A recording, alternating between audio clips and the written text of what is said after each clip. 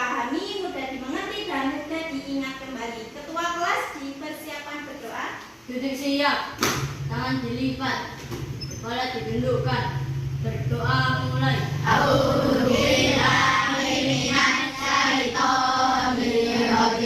Bismillahirrahmanirrahim. Alhamdulillahirabbil alamin. Ar-Rahmanirrahim. Maliki yaumiddin. Iyyaka na'budu wa iyyaka nasta'in. Ihdinas siratal mustaqim. Siratal ladzina an'amta 'alaihim ghairil maghdubi 'alaihim waladdallin. Amin. Assalamualaikum warahmatullahi wabarakatuh. Waalaikumsalam warahmatullahi wabarakatuh. Selamat pagi anak-anak. Selamat pagi Bu Guru. Gimana kabarnya hari ini? Alhamdulillah.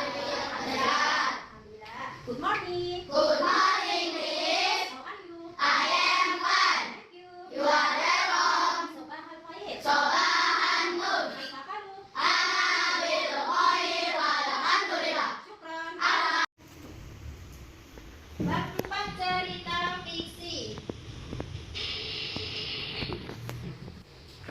Dibuka LKS-nya halaman 50 dan ya 50 atau 51.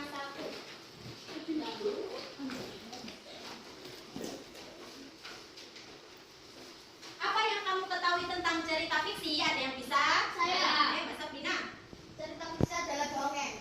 Nah, itu contoh. Ya, contohnya cerita fiksi adalah dongeng. Yang sebenarnya cerita fiksi atau cerita rancangan adalah cerita yang berupa imajinasi atau khayalan dari pengarang. Misalnya, Mbak Sabrina seorang penulis cerita. Ya.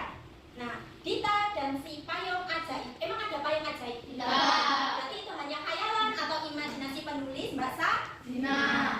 Nah, salah satu contoh cerita fiksi adalah dongeng. Pengertian dari dongeng sendiri menurut Kamus Besar Bahasa Indonesia adalah cerita yang tidak benar-benar terjadi. Jadi itu tadi cuma khayalan, awang-awang, imajinasi Mbak Sabrina mengenai seorang Dita dengan payung ajaib. Selanjutnya jenis-jenis dongeng. Jika tadi malam sudah belajar, pasti sudah mengetahui jenis-jenis dongeng ada berapa? Ayo. 6. Nah, yang pertama cerita binatang atau fabel. Ada yang bisa menjelaskan? Mbak Akila. Cerita binatang atau fabel bercerita mengenai hewan.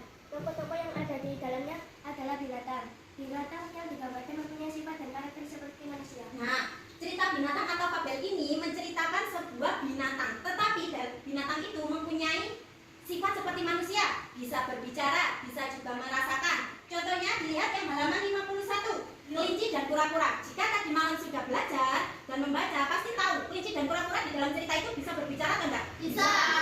Padahal kenyataannya bisa bicara atau enggak? Tidak. Ini hanya imajinasi atau khayalan dari penulis. Selanjutnya cerita jenaka, Mas Andra. Cerita jenaka berisi cerita-cerita yang lucu. Dan berisi cerita yang lucu. Dari namanya saja sudah jenaka, paling ketawa. Meski kita kalau membaca mesti ketawa. Ya. Nah, cerita jenaka ini tidak jarang membuat pembaca akan tertawa. Contohnya Musang Berjambut. Kalau Samian kalau punya HP pasti punya HP semua ya. Jangan dibuat game, jangan dibuat lihat TikTok. Kita juga bisa mengakses apapun, membaca apapun. Jika malas membeli buku, membaca buku, kita bisa membaca lewat HP dengan buka Google. Cerita jenaka, pasti semua macam-macamnya banyak, sangat tinggal milih. Ya. Selanjutnya dongeng legenda, Mas Kafit.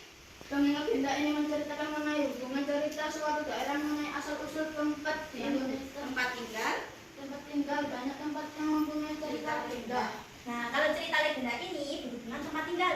Misalnya, tahu Telogong Bandung di Lamongan? Nah, asal-usul Telogong Bandung di Lamongan.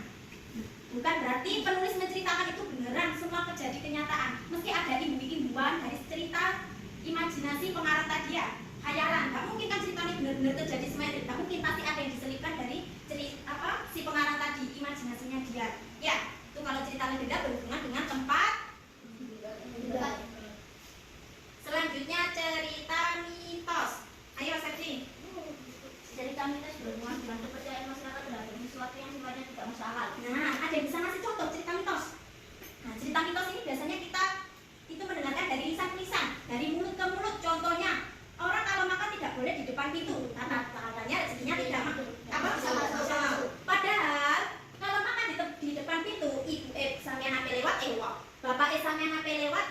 Nah itu contoh lagi, tidak boleh duduk di atas bantal. Mudah.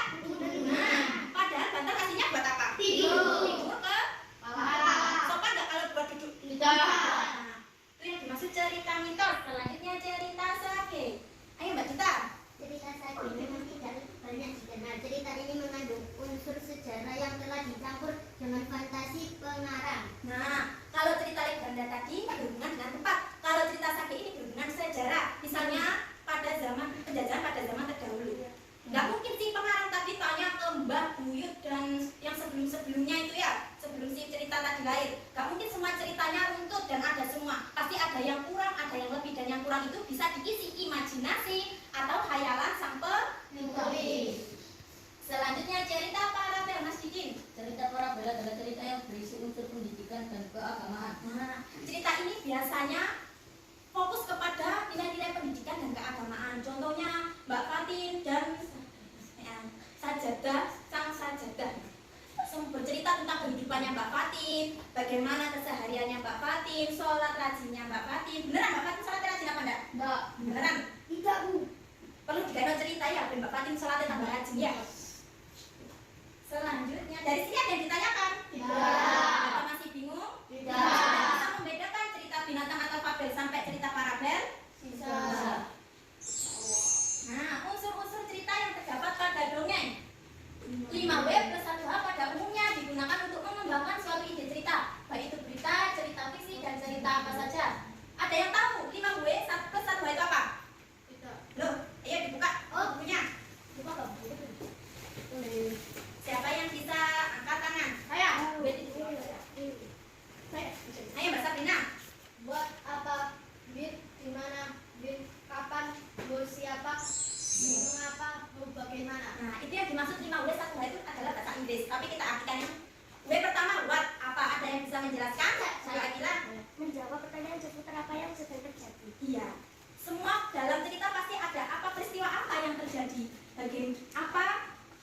Apakah peristiwa tersebut menimbulkan kerugian? Pasti semua ada di penjelasan cerita tadi ya. Harus ada unsur ininya. Yang pertama itu apa? Yang kedua, where? Di mana? Ada yang bisa menjelaskan? Ayo, Mas Ferdi. Tempat kejadian sebuah peristiwa. Nah, sebuah cerita pasti ada kejadian tempat. Misalnya Mbak Fatin tadi dan sang Sajadah ya. Ketika pergi ke masjid, Sajadah selalu digendong sama Mbak Fatin. Tempatnya berarti kemana? Masjid. When? Kapan? Ayo Mas Didin. Keterangan waktu dalam keterangan waktu dalam sebuah peristiwa. Nah, ketika subuh seperti biasanya, seperti hari-hari biasanya, Mbak Fatin selalu menggendong Sajadahnya ke masjid. Berarti itu keterangan waktunya kapan? Subuh. Berarti sudah paham ya sampai sini? Ya. Oh, siapa? Berarti apa? Penjelasan dari siapa? Mudah sekali nih. Tokoh yang berada dalam cerita. Nah, dilihat halaman 51 LKS-nya. Berarti itu tokohnya siapa itu? Ada cerita kelinci dan kura-kura. Berarti tokohnya kelinci dan kura-kura. Ya. Why, mengapa? Ayo, Mbak Dita. Semua peristiwa pasti ada alasannya. Iya, semua peristiwa pasti ada alasannya. Yang tadi malam membaca cerita kelinci dan kura-kura pasti tahu mengapa sang kura-kura marah terhadap kelinci. Pasti semua ada alasannya kan? Dalam cerita itu pasti ada kejadian sebuah peristiwa. Ya. Selanjutnya, bagaimana? Ayo, Mbak Sabrina. Menjabarkan bagaimana proses terjadinya peristiwa. Menjabarkan bagaimana proses terjadinya peristiwa. Nah, di dalam cerita kelinci dan kura-kura pasti ada bagaimana sih perasaan si kura-kura tadi setelah dimusuhi kelinci, setelah dimarahi kelinci, misalnya perasaan kura-kura sedih, menyesal atas kesalahannya terhadap kelinci. Tuh, ya, yang dimaksud dengan 5W 1H. Sampai sini ada yang ditanyakan? Tidak.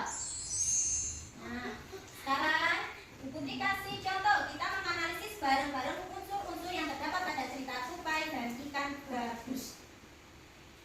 Didengarkan. Sepasang sahabat di daerah Kalimantan Barat. Mereka adalah tupai dan seekor ikan gabus. Setiap hari mereka melakukan kegiatan bersama, mencari makan, bermain, bahkan mengunjungi tempat-tempat baru selalu dilakukan bersama. Suatu hari, tupai tidak melihat Musa yang caranya tempat biasa mestinya saat bertemu Tupai sangat kaget. Gabus terlihat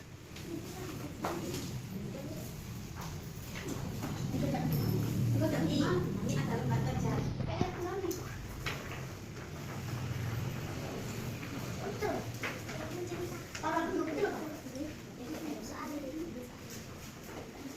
Jangan lupa dikasih nama.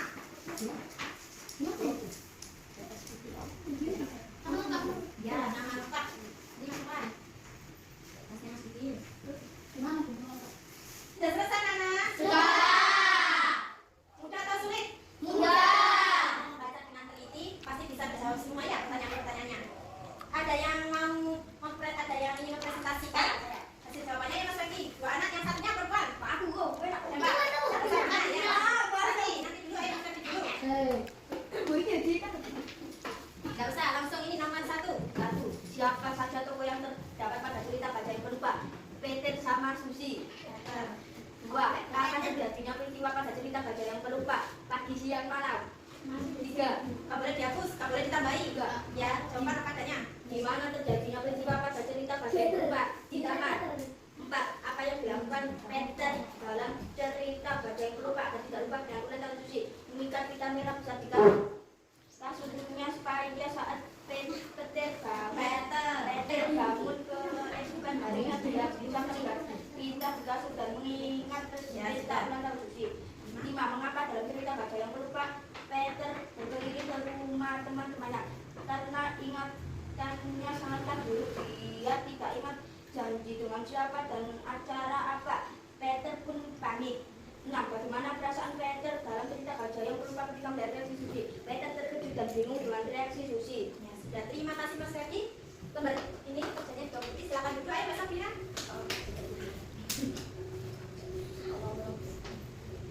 Siapa